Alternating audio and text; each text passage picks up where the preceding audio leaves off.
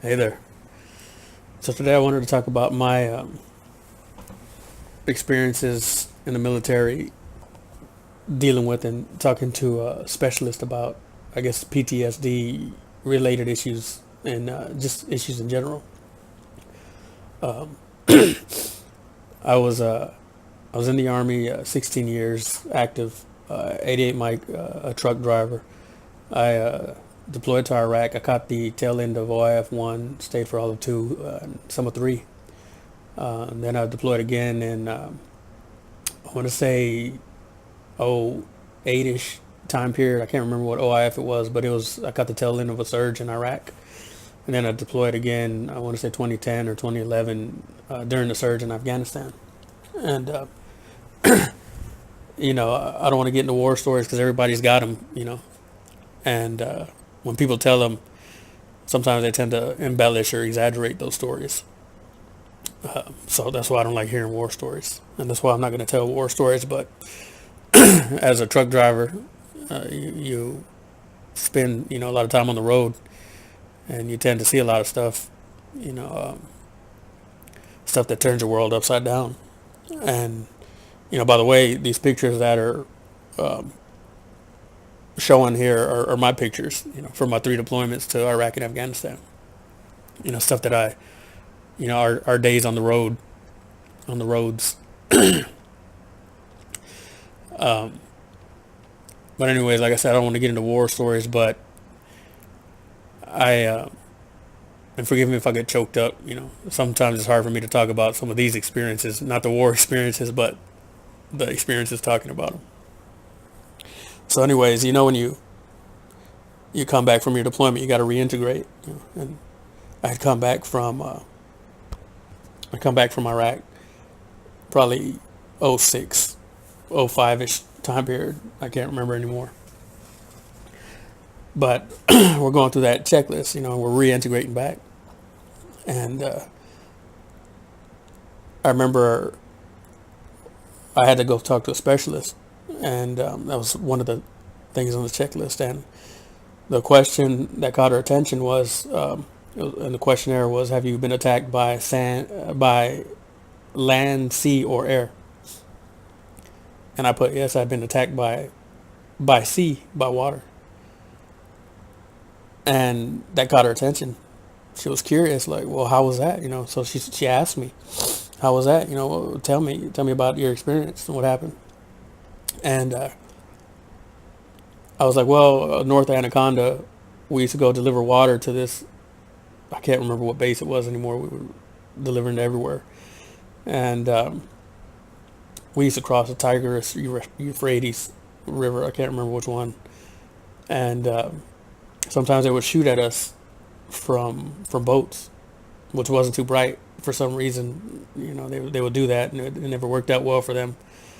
They would shoot RPGs or machine gun fire and try to speed off on these motorboats. And so she began to ask me more of the things I've done and the things I'd seen. So I started telling her more and more, but I guess I hadn't thought about all the stuff because we were driving 7 days a week. There was no time to dwell on all the stuff we were seeing. You know. And during this conversation, I guess tears started streaming down my eyes. And she saw that, and she's like, "Well, you know, this is the same kind of stuff I saw when them boys came back from Vietnam." So she was old school. She was an old school um, therapist, or I don't know what she was. She was an old lady, probably in her 70s. And bless her heart, she didn't mean no harm. I promise you, she didn't mean no harm by what she said or what she did to me. She meant no harm. I know she didn't. She was just doing what she thought was best. And she's like, "Well, I saw this when them boys came back from Vietnam. I know what you need. Come here." She gives me a hug. She gives me this hug. And as she's hugging me, I got tears all down my face. She opens the door and she kind of pushes me out. She's like, "You'll be all right, son. You'll be all right." She pushes me outside in front of the unit, my unit, with tears on my face.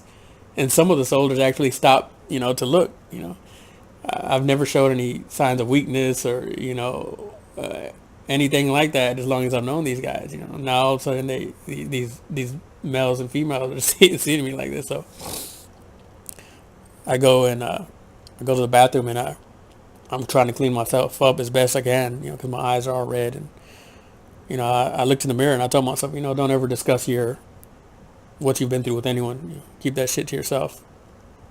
So, anyways, this was 2006, and I catch 2 more deployments after that, and they're all ugly. They're all ugly deployments.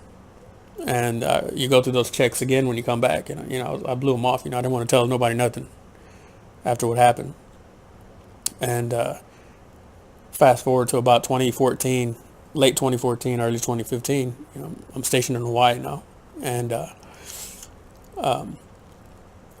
I've only been to sick call twice for some sprained ankles, in 15 years. And for some reason, I end up in this unit that wants to do 2 road marches a week. And I've had issues, my shins or my knees, my back, breathing. My throat is always clogged, but I've always managed to stay out of sick call. I always toughed it out, and that's not the right answer. But when you become a leader, you get put on the back burner, and everything else comes first. The soldiers, the missions, everything else comes first. You're obsolete, and but that's the way it is. When you join the military, that's just how it is. Your soldiers come first, and the mission comes first. And as much as it sucks to say that, like I said, that's the way it is. So, anyways, doing these road marches, and the thing that sucks is everybody's got profiles. We do company runs, and there'd be like 8 of us. The same thing, platoon runs would be like 3 of us, and everybody would fall out. So I'm 36 years old, running with 18 and 19-year-olds, road marching with 18 and 19-year-olds. That's just breaking me down. I'm too old to be doing that type of stuff at that momentum. And so, anyways, all the issues that I had just got amplified. Everything got amplified. I actually, I started drinking. And so, anyways, I go to sick call, and this guy sees that I haven't been in sick call in all these years, and he sees that I drink. I start drinking, and he seems genuinely concerned, this captain, and he starts to talk to me about personal experiences. So we start talking on a personal level, and he's like, well, is there anything else going on in your life you want to discuss? Is there reasons why you're drinking? Because I told him, well, yeah, I drank in the early 90s as a teen, just messing around. I wasn't a social drinker. I wasn't a heavy drinker. I just experimented with it and just stopped, And all of a sudden I'm drinking again, like 15 years, 20 years later. And he's like, well, I'm concerned because, I don't want you taking medication and drinking, and it could be harmful.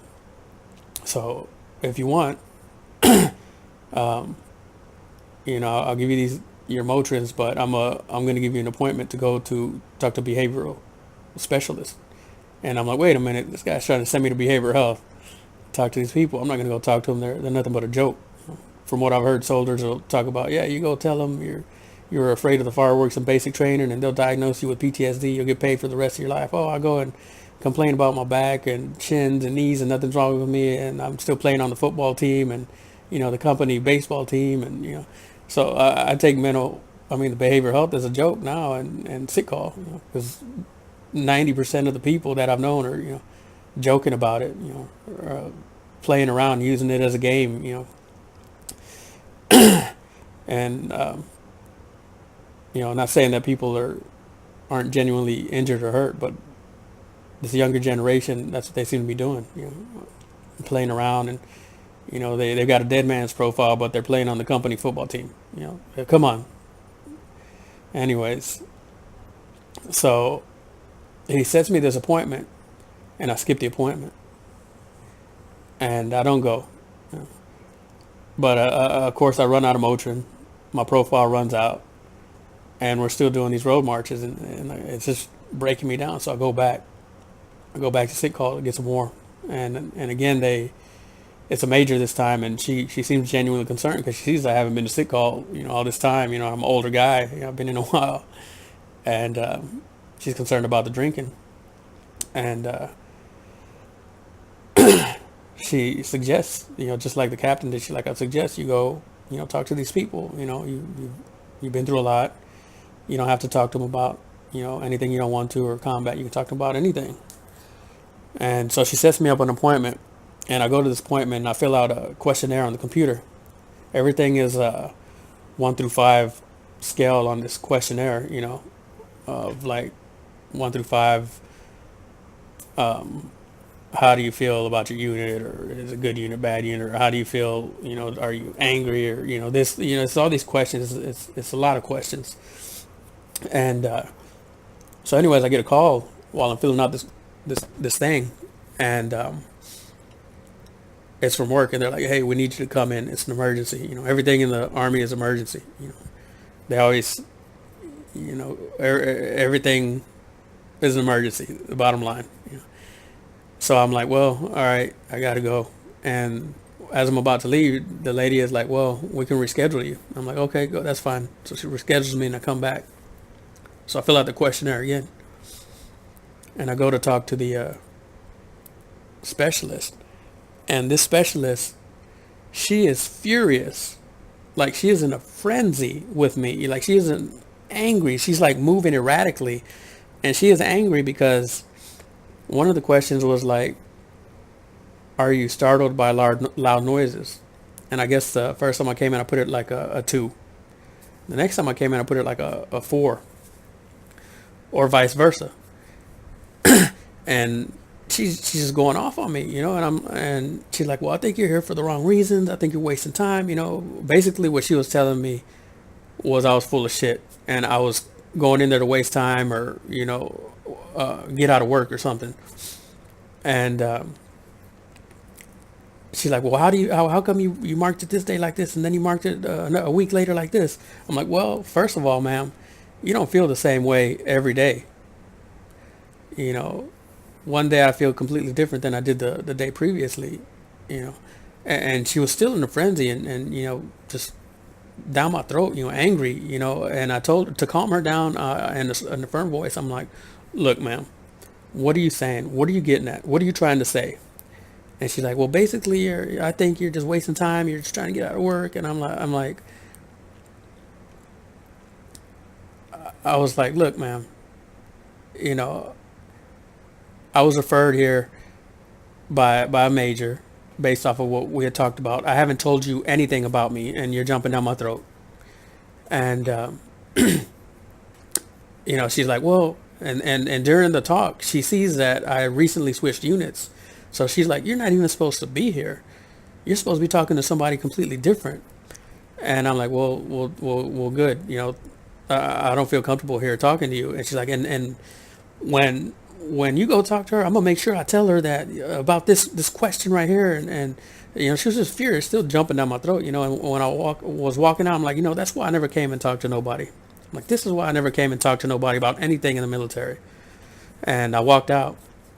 So I come back to talk to the next specialist. I'm not gonna let him blow me off. I'm gonna come in. So when I came in, before I came in, I gathered up all my pictures and all my mileage reports from my first deployment, and all the news stories that where my name is in the articles, where we were on the front cover of Stars and Stripes. Other articles where we were in massive shootouts in cities like Mosul. I brought all my pictures, the graphic ones, including the graphic, and everyday pictures, of the dead, and our experiences. We went down with 60 trucks, and 22 were destroyed, fighting with the enemy. I brought everything down. I basically presented this specialist with a packet. And thank God, though, she was someone that I could speak with. She was someone that I could talk to with about anything. She never rushed me. She never looked at the clock. Usually it was me saying, well, I guess it's about that time. I got to go back to work. She actually apologized me for my experience in Germany with that older specialist, and she apologized with my experience with the specialist that worked in the same building as her.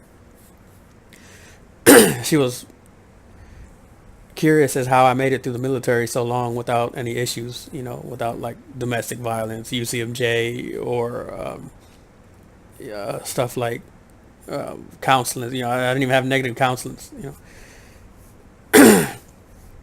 Uh, you know, uh, in my opinion, that was one of the better and best things I ever did for myself in the military. Because like I said, once you become a leader, you get put on the back burner. And you don't have to go and talk to those people about combat. You can talk to them about anything. You can talk to them about your unit. You can talk to them about work. You can talk to them about life. You can talk to them about death. I was able to talk to her about things that I went through. Like during my first deployment, my grandmother died. When I got back a few months later, my mother died. My wife cheated on me. I was able to get a lot of things off my chest. That I never talked to anyone about. So in my opinion, you got to take care of yourself. You got to don't put yourself on the back burner. Make sure you take care of yourself. Make sure if you got soldiers that are going through things, make sure they talk to somebody just to get it off their chest. Don't keep that stuff bottled up inside of you. And I feel bad, for the soldiers that are deployed with on that first deployment, because they got out in 2006 without help, and some of them suffered, and many of them are not here. Many more are not here living because of the after effects of combat than the ones that we lost in combat. People that were solid as a rock,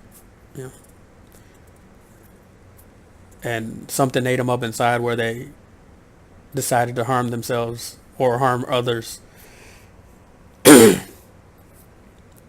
So I wish I hadn't waited so long.